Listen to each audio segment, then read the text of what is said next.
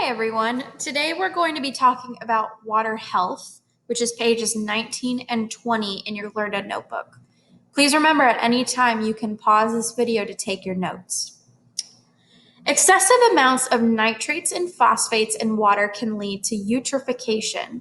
Eutrophication is also called algae bloom, and a picture of it is in the top right corner of your Learned notebook on page 19. Nitrates and phosphates are chemical compounds that are needed for organisms to survive, photosynthesize, create DNA, and for energy distribution. Nitrates enter the water systems from fertilizer, sewage, and manure runoff, septic tank leakage, and natural deposits.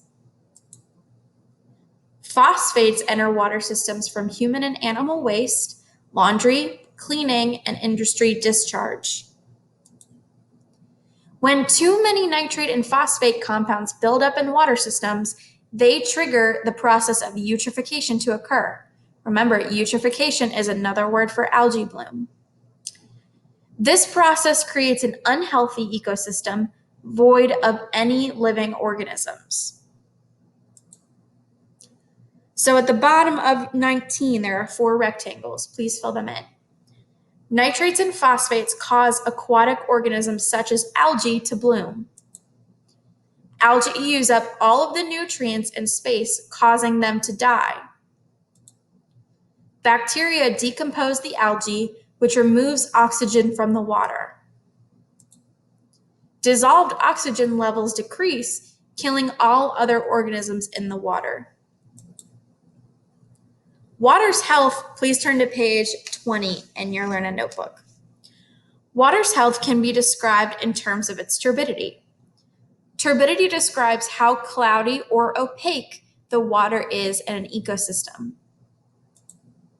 Sediments or particles that become suspended or dissolved within the water cause it to become less clear.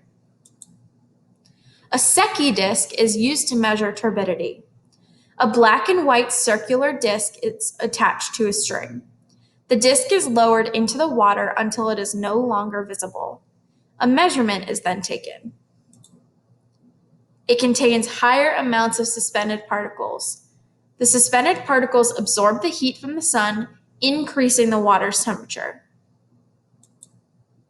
Warmer water holds less dissolved gas, possibly contains pollution and pathogens. Living organisms can give clues to how a healthy water system is. Bioindicators are living organisms whose presence, numbers, and conditions provide information about their health.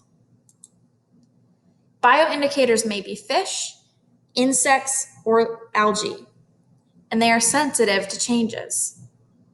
That means if the water is unhealthy, the bioindicators will change. So a healthy aquatic system will have high biodiversity. That means they'll have a large number of different organisms, and they will have a stable population. They won't have large changes in their population.